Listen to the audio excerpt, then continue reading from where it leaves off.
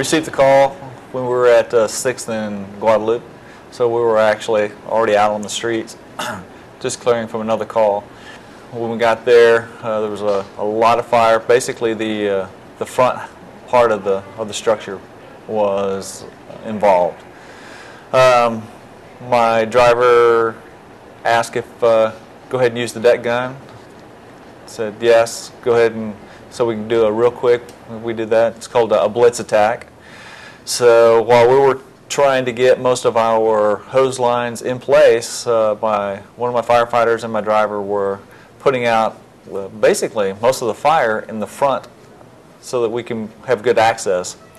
We were in a defensive mode because there was so much fire. We didn't have enough resources.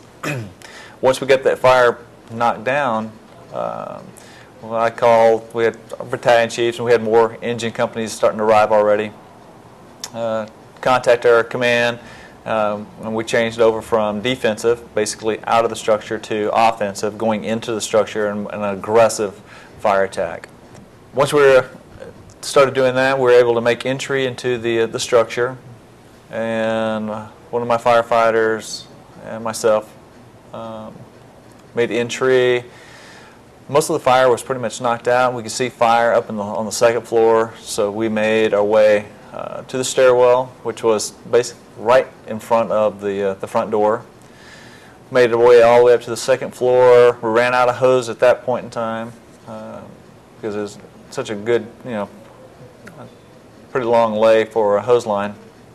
And once we got up there, we saw just a small amount of fire upstairs. My firefighter found a